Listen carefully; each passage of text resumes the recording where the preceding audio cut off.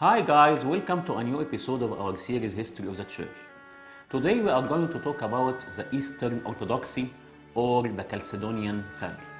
In a previous episode we discussed the differences between the Eastern Orthodoxy and the Oriental Orthodoxy. So today we are going only to focus on the major churches of the Eastern Orthodoxy. Sometimes we call them Eastern Orthodoxy and sometimes we call them the Roman Orthodoxy. So what is the difference? We call them Eastern Orthodoxy because most of these churches are geographically located to the east of Rome, and also we call them Roman Orthodoxy because of the relation with the Church of Rome before the Great Schism that happened in 1054 AD.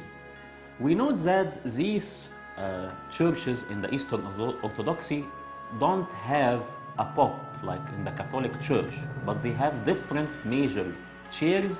And the most important chair of them is the chair of Constantinople because of the historical position of the Constantinople in the days of the Byzantine Empire. Other chairs that are existing today in the Eastern Orthodox Church are the Greek Orthodox, the Russian Orthodox, the chair of Alexandria, the chair of Jerusalem, and many other local chairs in Europe like Romania, Ukraine, etc. Now we are going to focus on the two major chairs in the Eastern Orthodox family, which are the Greek Orthodox Church and the Russian Orthodox Church. As we talk about the Greek Orthodox Church, it is worth noting that historically all the churches in the Eastern Orthodoxy were called Greek Orthodox until the mid of the 15th century, until the separation or the independence of the Russian Orthodox Church in the year 1448 AD. If we look on the screen, we will see a logo in yellow. This logo is the logo of the Greek Orthodox Church. This logo symbolizes the power of the Byzantine Empire under the guidance of the Holy Lord and the Gospel truths. The Greek Orthodox Church covers Eastern Mediterranean and diaspora, and the languages of prayers are the Greek language plus the local languages.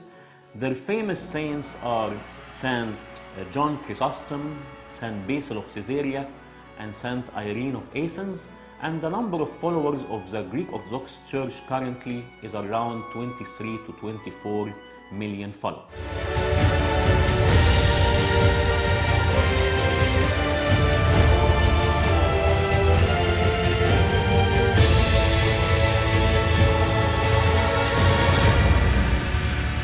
As I mentioned, there are different chairs inside the Greek Orthodox Church, and the chair of Constantinople is considered the first among equals due to the importance of Constantinople in the days of the Byzantine Empire. This chair is currently occupied by Patriarch Bartholomew I, and he is located in Istanbul. And under his authority, we have Istanbul and northern Greece, the Mount Assos, most of Turkey, Crete, and the churches in diaspora. It is also worth noting that Mount Assos contains 32 monasteries, and these monasteries are considered one of the important sources for theology in the whole Eastern Orthodoxy. The chair of Jerusalem is currently occupied by Patriarch Theophilus III, the one we see coming out of the Church of Resurrection holding the Holy Light. And under his authority falls the holy city of Jerusalem, the Holy Land, Syria, beyond Jordan River, Cana of Galilee, Mount Sinai, and the Mount of Zion. Then we have the Patriarch Theodorus I, who is located in Alexandria, and under his authority we have Egypt and all Africa. And finally we have Archbishop Hieronymus, who is responsible for Greece. It is also worth noting that in our Coptic Orthodox Church we don't have the rank of Archbishop separate than the Patriarch. So in our Orthodox Church, our Coptic Orthodox Church, we have Pope Tawadros II. He is both the Archbishop and also the Patriarch. Now we turn to talk about the Russian Orthodox Church.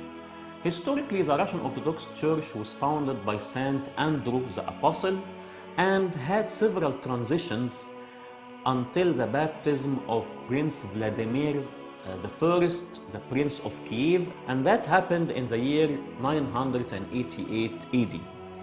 So the church grew until it had independence and separation from the Greek Orthodox Church in the year 1448 AD. The church covered Russia, formerly all the Soviet Union, Belarus, and the USA. The patriarch is located in Moscow, and their famous saints are Saint Olga, Saint Cyril, and Saint Methodius, which are considered the teachers of Slavic. The number of followers worldwide exceeds 150 million followers. You can easily recognize the Russian Orthodox churches when you see them in any city because of the unique domes architecture. They have onion-shaped architecture, which symbolizes burning candles, as a church is the light of the world, and these domes are grouped in groups of 3 to 5 domes. Now, after several episodes on Orthodoxy, we have a very important question. Is the union between the Eastern Orthodoxy and Oriental Orthodoxy, these two big families of the Orthodox faith, is this unity possible? In fact, there were several dialogues happened in the 20th century between the Eastern and Oriental Orthodoxy. Some of them happened, for example, in Switzerland in the year 1985, in Egypt in Amber-Shoy Monastery in the year 1989, in Switzerland again in 1990 and 1993, in Corinth in 1997, and in Damascus in 1998, and continues. Both Orthodox families agreed that they have the same faith, but the historical anathemas between the two churches remain. So what we have to do, we have to pray and fast for the unity of those two big Orthodox churches. These are more references if you want to dig deeper on the topics that we discussed today in our episode. Thank you for watching. See you in the next episode. Pray for me. Bye.